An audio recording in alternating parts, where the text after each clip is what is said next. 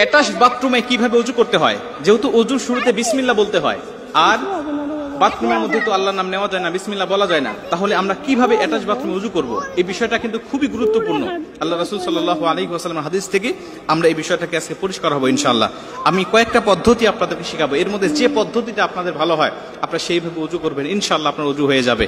কারণ আল্লাহ রাসূল বলছেন, ইবনে মাজাহ শরীফের হাদিসের মধ্যে আসছে, যেই ব্যক্তি ওযুর শুরুতে বিসমিল্লাহ বলে না তার ওযুই হয় না। মুহাদ্দিসরা হাদিসটাকে গবেষণা করে বলেন যে আল্লাহ রাসূল ওযু হয় না বলতে বুঝিয়েছেন ওযুটা পরিপূর্ণ হয় না। এখন ওযু হয় না অথবা পরিপূর্ণ হয় না, দুটো কথা একই। আমার যদি ওযু না হয় তাহলে আল্লাহ পাকের দরবারে আমরা যে নামাজ আদায় করছি প্রত্যেকটা দিন, আমাদের নামাজও হবে না। ওযু না হলে নামাজ হয় না। এর জন্য ওযুটাকে কমপ্লিট করতে হবে, ওযুটাকে পরিপূর্ণ করতে হবে।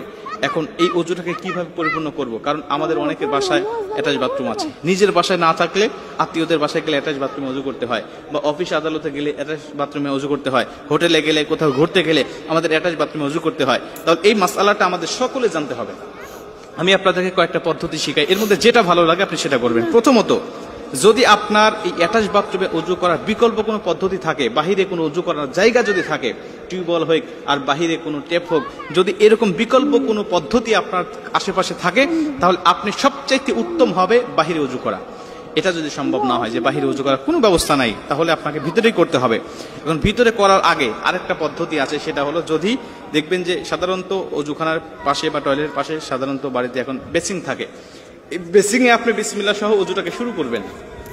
কারণ বেসিংয়ে তো আর পা ধোয়া যায় না, আপনি বিসমিল্লাহ বলে ওযুটাকে শুরু করলেন, হাত মুখ ধুলেন, আপনি মাথা মাসাই করা পর্যন্ত সবকিছু করলেন, পা ধোয়ার সিস্টেম নাই। যদিও এখন দেখলাম কয়েকদিন আগে একটা ভিডিওতে যে পা ধোয়া সহ ওযু করার জন্য আলাদা বেসিং বের হয়েছে, এটা বাংলাদেশে অ্যাভেলেবল কিনা আমি জানি না।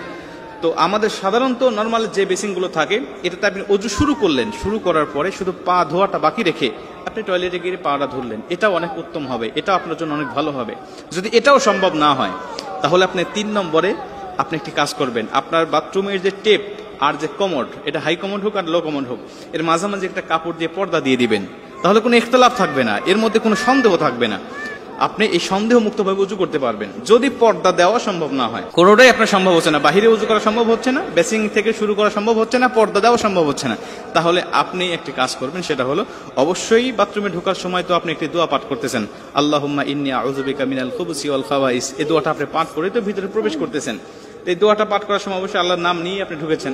ঢোকার পরে আপনি ওযু করার সময় অবশ্যই দিলে দিলে, যেভাবে আমরা টয়লেটের মধ্যে ইস্তেগফার পাঠ করি, এটা তো পড়তে হয়, আপনারা সকলেই জানেন যে দিলে দিলে ইস্তেগফার পড়তে হয় বিভিন্ন খারাপ জিন, বিভিন্ন খবিস খান্নাসের হাত থেকে বাঁচার জন্য। ওইভাবে দিলে দিলে আপনি ওযু শুরুতে আপনি বিসমিল্লাহ পাঠ করবেন, মুখে উচ্চারণ করে নয়, দিলে দিলে। এরপরে ওযু থেকে বের হয়ে এসে, টয়লেট থেকে বের হয়ে এসে আপনি বের হওয়ার সময় দোয়া পাঠ করলেন, এবং বের হয়ে এসে ওযুর শেষে যে কালেমা শাহাদাতটা পাঠ করতে হয়, এই কালেমা শাহাদাতটা পাঠ করবেন।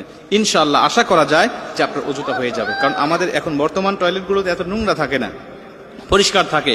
অতএব আপনি এভাবে ওযু করলে ওযুটা হয়ে যাবে ইনশাআল্লাহ। তবে মনে রাখবেন, সবচেয়ে